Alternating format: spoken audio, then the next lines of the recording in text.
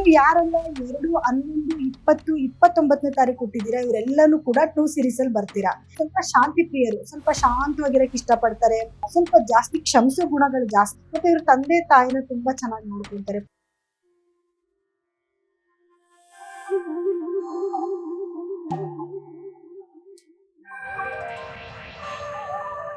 ನಮಸ್ಕಾರ ಎಲ್ಲರಿಗೂ, ನಾನು ನಿಮ್ಮ ವಿಭಾ ಶೆಟ್ಟಿ. ಇವತ್ತಿನ ವಿಶೇಷವಾದ ಕಾರ್ಯಕ್ರಮಕ್ಕೆ ತಮಗೆಲ್ಲರಿಗೂ ಸ್ವಾಗತ. ವಿಶೇಷವಾದ ಕಾರ್ಯಕ್ರಮ ಅಂದ್ರೆ ನಾನು ಯಾವ್ದ್ರ ಬಗ್ಗೆ ಮಾತಾಡ್ತಾ ಇದ್ದೀನಿ ನೋಡಿ. ಪ್ರತಿಯೊಬ್ಬ ಮನುಷ್ಯನಿಗೂ ಕೂಡ ಇವಾಗ ಒಂದು ಸಮಯ ಅನ್ನೋದು ನಿಗದಿ ಆಗಿರುತ್ತೆ. ಒಬ್ಬ ಮನುಷ್ಯ ಹುಟ್ಟಿದ ದಿನಾಂಕ ನಮ್ಗೆ ತುಂಬಾ ಇಂಪಾರ್ಟೆಂಟ್, ಹುಟ್ಟಿದ ಸಮಯ ಕೂಡ ತುಂಬಾ ಇಂಪಾರ್ಟೆಂಟು.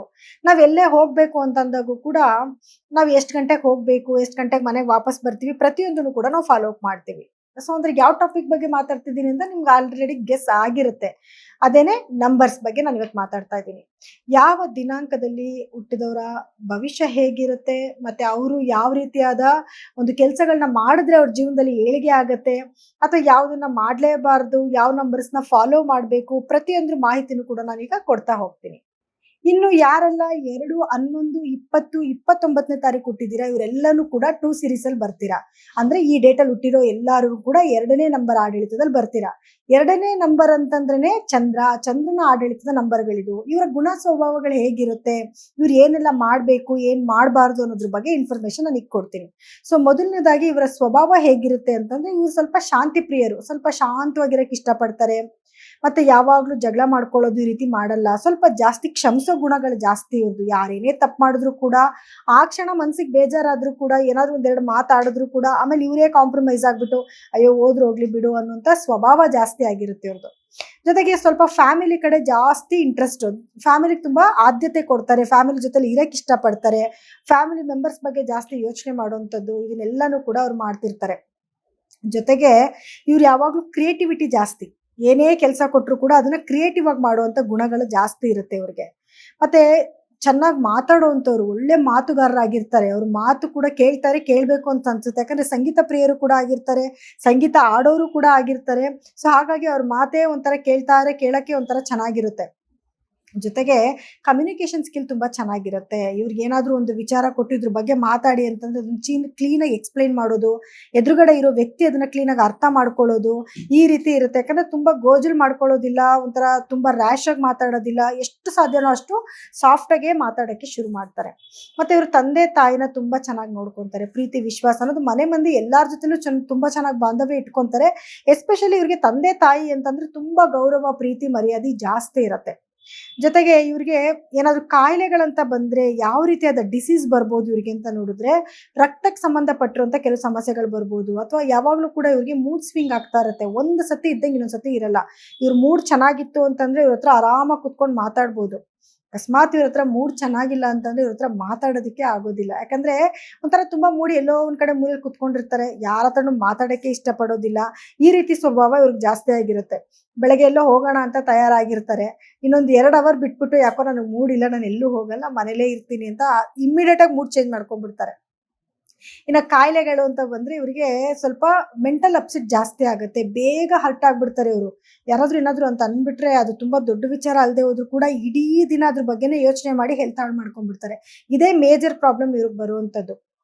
ಬ್ರೈನ್ಗೆ ಸಂಬಂಧಪಟ್ಟಿರುವಂಥದ್ದಾಗಿರ್ಬೋದು, ಹೆಡ್ಡಲ್ಲಿ ಇಂಜುರಿ ಆಗುವಂಥದ್ದಾಗಿರ್ಬೋದು, ಸೊ ಹೆಡ್ಗೆ ಸಂಬಂಧಪಟ್ಟಿರೋ ಏನಾದ್ರು ಕೆಲವು ಸಮಸ್ಯೆಗಳು, ನರಕ್ಕೆ ಸಂಬಂಧಪಟ್ಟಿರುವಂಥ ಸಮಸ್ಯೆಗಳನ್ನ ಇವರು ಕಾಯಿಲೆಗಳು ಅಂತ ಬಂದ್ರೆ ಈ ರೀತಿಯಾದ ಕಾಯಿಲೆಗಳನ್ನ ಇವರು ಎದುರಿಸ್ಬೇಕಾಗಿ ಬರುತ್ತೆ. ಇನ್ನು ಕೆಲವೊಂದು ನೆಗೆಟಿವ್ ಪಾಯಿಂಟ್ಸ್ ಏನಿರುತ್ತೆ ಇವರಲ್ಲಿ ಅಂತ ನೋಡಿದ್ರೆ, ಬೇಗ ಹರ್ಟ್ ಮಾಡ್ಕೊಳ್ಳೋದು. ಯಾರಾದ್ರೂ ಏನಾದ್ರು ಅಂದ್ರೆ ತುಂಬಾ ಸೂಕ್ಷ್ಮ ಆಗಿರ್ತಾರೆ ಇವರು. ಏನೊಂದು ಸಣ್ಣ ಪುಟ್ಟ ಒಂದು ಮಾತೊಳಗಡೆ ಒಂದು ಎಳೆಯಷ್ಟು ಕೂಡ ತಪ್ಪಾದ್ರೂ ಕೂಡ ಇಮ್ಮಿಡಿಯೇಟ್ ಆಗಿ ಅದನ್ನ ಕ್ಯಾಚ್ ಮಾಡ್ತಾರೆ. ಅದರಿಂದ ಇವ್ರ ಮನ್ಸಿಗೆ ಹರ್ಟ್ ಮಾಡ್ಕೊಂಡ್ಬಿಡ್ತಾರೆ. ಅಂದ್ರೆ ಇವ್ರು ಹಿಂಗ್ ಅನ್ಬಿಟ್ರಲ್ವಾ, ನನ್ಗೆ ಯಾಕೆ ಈ ತರ ಅಂದ್ರು ಅನ್ನೋ ಯೋಚನೆ ಜಾಸ್ತಿ ಮಾಡಕ್ ಶುರು ಮಾಡ್ಬಿಡ್ತಾರೆ.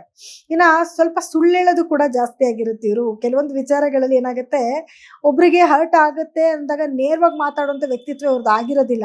ಸೊ ಹಾಗಾಗಿ ನಾನು ಹೇಳಿದ್ರೆ ಈ ವಿಚಾರ ಅವ್ರಿಗೆ ತೊಂದರೆ ಆಗುತ್ತೇನೋ, ನೋವಾಗುತ್ತೇನೋ ಅಂತ ಅನ್ಕೊಂಡು ಕೆಲವು ಸುಳ್ಳು ಹೇಳೋದು ಕೂಡ ಇವರು ರೂಢಿ ಮಾಡ್ಕೊಂಡ್ಬಿಟ್ಟಿರ್ತಾರೆ.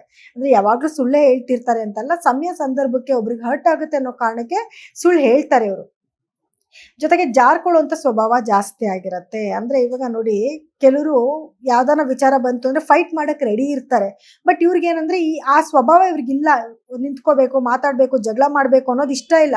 ಅದಕ್ಕೆ ಏನ್ ಮಾಡ್ತಾರೆ, ಅಲ್ಲಿ ಏನೋ ಜಗಳ ಆಗ್ತಿದೆ, ಏನೋ ಪ್ರಾಬ್ಲಮ್ ಆಗ್ತಿದೆ ಅಂದ್ರೆ ಸ್ವಲ್ಪ ಆ ವಿಚಾರದ ಈಚೆ ಕಡೆ ಹೋಗ್ಬಿಡ್ಬೇಕು ಅನ್ನೋ ತರ ಜಾರ್ಕೊಳ್ಳೋ ಸ್ವಭಾವ ಜಾಸ್ತಿ ಆಗಿರುತ್ತೆ. ನೇರವಾಗಿ ಮಗಕ್ ಕೊಡ್ದಂಗೆ ಹೇಳ್ದೇ ಇರೋದ್ರಿಂದ ಆ ಟಾಪಿಕ್ ಬೇಡ ಅಂತ ಸ್ವಲ್ಪ ಈಚೆ ಬಂದ್ಬಿಡ್ತಾರೆ. ಇನ್ನ ಇವರು ಅದೇ ಮಾಮೂಲಿ ಮೂಡ್ ಸ್ವಿಂಗ್ ಆಗೋದು ಇದೆಲ್ಲಾನು ಕೂಡ ಇವ್ರಿಗೆ ಕಾಮನ್ ಆಗಿರುತ್ತೆ. ಸೊ ಇವ್ರಿಗೆ ಯಾವ ಕೆರಿಯರ್ ತುಂಬಾ ಚೆನ್ನಾಗಿ ಆಗ್ಬರುತ್ತೆ ಅಂತಂದ್ರೆ, ಇವ್ರಿಗೆ ಫುಡ್ ರಿಲೇಟೆಡ್ ಬಿಸ್ನೆಸ್ ತುಂಬಾ ಚೆನ್ನಾಗಿ ಆಗ್ಬರುತ್ತೆ.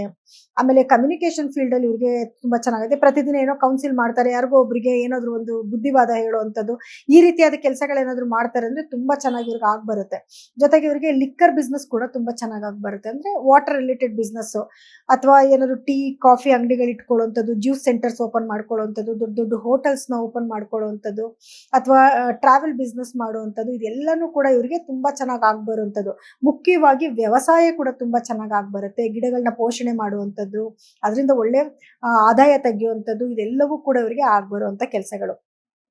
ಇನ್ನ ಇದಕ್ಕೆ ಸಂಬಂಧಪಟ್ಟಿದ್ದು ಏನ್ ಎಜುಕೇಶನ್ ಮಾಡ್ಬೇಕು ಮಕ್ಕಳು ಅಂತ ನೋಡಕ್ ಹೋದ್ರೆ, ಇವ್ರಿಗೆ ಏನು ಹೋಟೆಲ್ ಮ್ಯಾನೇಜ್ಮೆಂಟ್ ಕೆಲಸಗಳನ್ನ ಮಾಡುವಂಥದ್ದು, ಇವ್ರಿಗೆ ಯಾವ ತರದ ಎಜುಕೇಶನ್ ಮಾಡ್ಬೇಕು ಅಂತ ನೋಡಕ್ ಬಂದ್ರೆ, ಇವ್ರಿಗೆ ಸೈಕಾಲಜಿ ತುಂಬಾ ಚೆನ್ನಾಗಿ ಬರುತ್ತೆ, ಸ್ಟೆನೋಗ್ರಫಿ ಕೆಲಸಗಳು ತುಂಬಾ ಚೆನ್ನಾಗಿ ಬರುತ್ತೆ. ಹಂಗಂದ್ರೆ ಅದಕ್ಕೆ ರಿಲೇಟೆಡ್ ಇವರು ಓದ್ಬೇಕು. ಸ್ಟೆನೋಗ್ರಫಿ ಮಾಡ್ಕೊಳ್ಳುವಂಥದ್ದು, ಟೈಪಿಂಗ್ ತುಂಬಾ ಚೆನ್ನಾಗಿ ಮಾಡ್ಕೊಳ್ಳುವಂಥದ್ದು, ರೈಟಿಂಗ್ ಸಂಬಂಧಪಟ್ಟಿರುವಂಥದ್ದು ಓದ್ಕೊಳ್ಳುವಂಥದ್ದು, ಆಮೇಲೆ ಏನು ಹೋಟೆಲ್ ಇಂಡಸ್ಟ್ರಿಗೆ ಸಂಬಂಧಪಟ್ಟಿರುವಂತ ಸ್ಟಡೀಸ್ ಮಾಡುವಂಥದ್ದು, ಇದೆಲ್ಲಾನು ಕೂಡ ಇವರಿಗೆ ತುಂಬಾ ಚೆನ್ನಾಗಿ ಬರುವಂಥದ್ದು. ಯಾಕಂದ್ರೆ ಆರ್ಟಿಸ್ಟ್ ಆಗುವಂತ ಎಲ್ಲಾ ಗುಣಗಳು ಇರೋದ್ರಿಂದ ಆಕ್ಟಿಂಗ್ ಲೈನ್ ಅಲ್ಲಿ ಹೋಗುವಂಥದ್ದು, ಡಾನ್ಸ್ ಆಗಿರ್ಬೋದು, ಸಂಗೀತ ಆಗಿರ್ಬೋದು, ಈ ಎಲ್ಲಾ ಕಲೆಗಳು ಕೂಡ, ಡ್ರಾಯಿಂಗ್ ಆಗಿರ್ಬೋದು, ಆರ್ಟಿಸ್ಟ್ಗಳು, ಇದೆಲ್ಲಾನು ಕೂಡ ಇವರಿಗೆ ತುಂಬಾ ಚೆನ್ನಾಗಿ ಬರೋದ್ರಿಂದ ಈ ಬ್ಯಾಕ್ ಗ್ರೌಂಡ್ ಅಲ್ಲಿ ಓದ್ಕೊಂಡ್ರೆ ಇವರಿಗೆ ಇವ್ರ ಲೈಫ್ ಅಲ್ಲಿ ಇವ್ರಿಗೆ ಅದಕ್ಕೆ ಸಂಬಂಧಪಟ್ಟಿದ ಕೆಲಸ ಮಾಡಿ ಲೈಫ್ ಸೆಟಲ್ ಆಗೋದಕ್ಕೆ ತುಂಬಾನೇ ಹೆಲ್ಪ್ಫುಲ್ ಆಗುತ್ತೆ. ಇವ್ರಿಗೆ ಬರುವಂತ ಲಕ್ಕಿ ನಂಬರ್ಸ್ ಯಾವ್ದು ಅಂತ ನೋಡಕ್ ಹೋದ್ರೆ, ಇವ್ರಿಗೆ 1 ಸೀರೀಸ್ ತುಂಬಾ ಚೆನ್ನಾಗಿ ಬರುತ್ತೆ, 3 ಸೀರೀಸ್ ತುಂಬಾ ಚೆನ್ನಾಗಿ ಬರುತ್ತೆ, 5 ಸೀರೀಸ್ ತುಂಬಾ ಚೆನ್ನಾಗಿ ಬರುತ್ತೆ, 6 ಸೀರೀಸ್ ತುಂಬಾ ಚೆನ್ನಾಗಿ ಬರುತ್ತೆ. ಇವ್ರು ಫಾಲೋ ಮಾಡ್ಲೇಬಾರದು. ಇವ್ರಿಗೆ ಅನ್ಲಕ್ಕಿ ನಂಬರ್ಸ್ ಅಂತ ನೋಡಕ್ ಬಂದಾಗ ಇವ್ರಿಗೆ 4 ಚೆನ್ನಾಗಿ ಬರಲ್ಲ, ಅಂಡ್ 8 ತುಂಬಾ ಚೆನ್ನಾಗಿ ಬರಲ್ಲ, 9 ಕೂಡ ಇವ್ರಿಗೆ ಅಷ್ಟೊಂದು ಚೆನ್ನಾಗಿ ಬರೋದಿಲ್ಲ. ಇದನ್ನ ಅವಾಯ್ಡ್ ಮಾಡ್ಕೊಂಡ್ರೆ ತುಂಬಾ ಒಳ್ಳೇದು. ಇನ್ನು ಅವ್ರಿಗೆ ಬರುವಂತ ಲಕ್ಕಿ ಕಲರ್ಸ್ ಯಾವ್ದು ಅಂತ ನೋಡಕ್ ಹೋದ್ರೆ, ವೈಟ್ ತುಂಬಾ ಚೆನ್ನಾಗಿ ಬರುತ್ತೆ, ಬ್ಲೂ ತುಂಬಾ ಚೆನ್ನಾಗಿ ಬರುತ್ತೆ. ಇವ್ರು ಫಾಲೋ ಮಾಡಬಾರ್ದು ಈ ಕಲರ್ಸ್, ಇವ್ರಿಗೆ ಬರಲ್ಲ ಅಂತ ಕಲರ್ಸ್ ಅಂದ್ರೆ ರೆಡ್ ಅಂಡ್ ಬ್ಲಾಕ್ ಫ್ಯಾಮಿಲಿ ಯಾವುದೇ ಕಲರ್ಸ್ ಕೂಡ ಯೂಸ್ ಮಾಡದಿದ್ರೇನೆ ಒಳ್ಳೇದು. ಇನ್ನ ಇವ್ರಿಗೆ ಬರುವಂತ ಡೈರೆಕ್ಷನ್ ಯಾವ್ದು ಅಂತ ನೋಡಕ್ ಹೋದ್ರೆ, ನಾರ್ತ್ ವೆಸ್ಟ್ ಡೈರೆಕ್ಷನ್ ಇವ್ರಿಗೆ ತುಂಬಾ ಚೆನ್ನಾಗಿ ಬರುತ್ತೆ. ನಾರ್ತ್ ವೆಸ್ಟ್ ಡೈರೆಕ್ಷನ್ ಅಂತಂದ್ರೆ ವಾಯುವ್ಯ ಮೂಲೆ, ಅಂದ್ರೆ ಆ ಡೈರೆಕ್ಷನ್ಗಳು, ಅಥವಾ ನಾರ್ತ್ ಅಥವಾ ವೆಸ್ಟ್ ಅಂದ್ರೆ ಪಶ್ಚಿಮ ಮತ್ತು ಉತ್ತರ ದಿಕ್ಕುಗಳು ಇವರಿಗೆ ತುಂಬಾ ಚೆನ್ನಾಗಿ ಬರುತ್ತೆ. ಇನ್ನು ಈ ದಿನಾಂಕದಲ್ಲಿ ಯಾರ್ಯಾರು ಹುಟ್ಟಿದ್ದಾರೆ, ಅವ್ರು ಏನೆಲ್ಲ ಸಾಧನೆ ಮಾಡಿದ್ದಾರೆ ಅನ್ನೋದ್ರ ಬಗ್ಗೆ ಈಗ ನೋಡೋಣ. ನೋಡಿ, 2 ಸೀರೀಸ್ ನಲ್ಲಿ ಯಾರೆಲ್ಲ ಹುಟ್ಟಿದ್ದಾರೆ, ಅವ್ರು ಏನೆಲ್ಲ ಸಾಧನೆ ಮಾಡ್ತಿದ್ದಾರೆ, ಯಾರೆಲ್ಲ ಸೆಲೆಬ್ರಿಟೀಸ್ ಇದ್ದಾರೆ ಅಂತ ನೋಡಕ್ ಹೋದ್ರೆ, ಮೊದಲನೇದಾಗಿ ಶಾರುಖ್ ಖಾನ್ 2ನೇ ತಾರೀಕು ಹುಟ್ಟಿರೋದು. ಇನ್ನ ಅಮಿತಾಬ್ ಬಚ್ಚನ್ ಕೂಡ 11ನೇ ತಾರೀಕು ಹುಟ್ಟಿದ್ದಾರೆ. ಇನ್ನ ದಿಲೀಪ್ ಕೂಡ 11ನೇ ತಾರೀಕು ಹುಟ್ಟಿದ್ದಾರೆ. ಹಾಗೆ ರಾಜೀವ್ ಗಾಂಧಿ ಅವರು ಕೂಡ 20ನೇ ತಾರೀಕು ಹುಟ್ಟಿರುವಂತದ್ದು. ಇನ್ನ ಸುದೀಪ್ ಕೂಡ 2ನೇ ತಾರೀಕಿನಲ್ಲಿ ಹುಟ್ಟಿದ್ದಾರೆ. ಇನ್ನ ಅಂಬರೀಷ್ ಕೂಡ 29ನೇ ತಾರೀಕು ಹುಟ್ಟಿದ್ದಾರೆ. ರಮ್ಯಾ ಅವರು ಕೂಡ 29ನೇ ತಾರೀಕು ಹುಟ್ಟಿದ್ದಾರೆ. ಮಹಾತ್ಮ ಗಾಂಧಿ ಅವರು ಕೂಡ 2ನೇ ತಾರೀಕು. ನೋಡಿ, ಮಹಾತ್ಮ ಗಾಂಧಿ ಅವರು ಯಾವತ್ತೂ ಫೈಟ್ ಮಾಡಕ್ ಇಷ್ಟಪಟ್ಟಿಲ್ಲ, ಉಪವಾಸ ಸತ್ಯಾಗ್ರಹ ಅಹಿಂಸಾ ಮಾರ್ಗನ ಅವ್ರು ತಗೊಂಡ್ರು. ಸೊ 2ನೇ ನಂಬರ್ ಅನ್ನೋದೇನೆ ಯಾವಾಗ್ಲೂ ಯಾರಿಗೂ ಹರ್ಟ್ ಮಾಡಬಾರ್ದು, ಯಾರಿಗೂ ನೋವು ಕೊಡಬಾರ್ದು ಅನ್ನುವಂತ ಮನಸ್ಥಿತಿ ಜಾಸ್ತಿ ಇರುತ್ತೆ ಅವ್ರಿಗೆ. ಇನ್ನ ಅವರಿಗೆ ಲಾಲ್ ಬಹದ್ದೂರ್ ಶಾಸ್ತ್ರಿ ಅವರು ಕೂಡ 2ನೇ ತಾರೀಕು ಹುಟ್ಟಿರುವಂತದ್ದು. ಮತ್ತೆ ಅಬ್ದುಲ್ ಕಲಾಂ ಅವರು ಕೂಡ 11ನೇ ತಾರೀಕು ಹುಟ್ಟಿರುವಂತದ್ದು. ನೋಡಿ, ನಾರಾಯಣ ಮೂರ್ತಿ ಅವರು ಕೂಡ 20ನೇ ತಾರೀಕು ಹುಟ್ಟಿದ್ದಾರೆ. ಸೊ ನೋಡಿ, 1ನೇ ತಾರೀಕು 2ನೇ ತಾರೀಕು ಸುಧಾಮೂರ್ತಿ ಅವರು 1ನೇ ತಾರೀಕು ಹುಟ್ಟಿರೋದು, ನಾರಾಯಣ ಮೂರ್ತಿ ಅವರು ಬಂದು 2ನೇ ತಾರೀಕು ಹುಟ್ಟಿದ್ದಾರೆ. ನೋಡಿ, ಅವರಿಬ್ಬರಿಗೂ ಜೋಡಿ ಎಷ್ಟು ಚೆನ್ನಾಗಿದೆ. ಅದಕ್ಕೆ ಈ 2ನೇ ತಾರೀಕು ಅವರಿಗೆ 1ನೇ ನಂಬರೇ ಲಕ್ಕಿ ನಂಬರ್ ಅಂತ ನಾನು ಹೇಳೋದು. 1ನೇ ತಾರೀಕು ಅವರಿಗೆ 2ನೇ ನಂಬರೇ ಲಕ್ಕಿ ನಂಬರ್ ಆಗಿರುತ್ತೆ. ಸೊ ಈ ಎಲ್ಲಾ ಇನ್ಫಾರ್ಮೇಶನ್ ನಿಮ್ಗೆ ಇಷ್ಟ ಆಗಿದೆ ಅಂತ ನಾನು ಅನ್ಕೊಂತೀನಿ. ಹಾಗೆ ಇದನ್ನೆಲ್ಲ ನೀವು ಫಾಲೋ ಅಪ್ ಮಾಡ್ಕೊಳ್ಳಿ ನಿಮ್ಮ ಜೀವನದಲ್ಲಿ. ನಿಮ್ಗೇನಾದ್ರೂ ನಮ್ಗೇನು ಗೊತ್ತಾಗ್ತಾ ಇಲ್ಲ, ಅಥವಾ ಜೀವನದಲ್ಲಿ ಏನು ಏಳಿಗೆ ಆಗ್ತಾ ಇಲ್ಲ, ನಮ್ಗೇನು ನೇಮ್ ಚೇಂಜ್ ಮಾಡಬೇಕು, ಅಥವಾ ಯಾವ ನಂಬರ್ ತಗೋಬೇಕು, ಗಾಡಿಗೆ ಯಾವ ತರ ನಂಬರ್ ಟ್ಯೂನ್ ಅಪ್ ಮಾಡ್ಕೋಬೇಕು ಅನ್ನೋ ಇನ್ಫಾರ್ಮೇಶನ್ ಏನಾದ್ರು ಬೇಕು ಅಂದ್ರೆ, ಸ್ಕ್ರೋಲ್ ಆಗ್ತಿರುವಂತ ನಮ್ಮ ನಂಬರ್ಗೆ ಕರೆ ಮಾಡಿ ನಿಮ್ಮ ಬಗ್ಗೆ ನೀವು ಖಂಡಿತವಾಗ್ಲೂ ತಿಳ್ಕೊಬಹುದು. ಸೊ ಎಲ್ಲರಿಗೂ ಧನ್ಯವಾದಗಳು.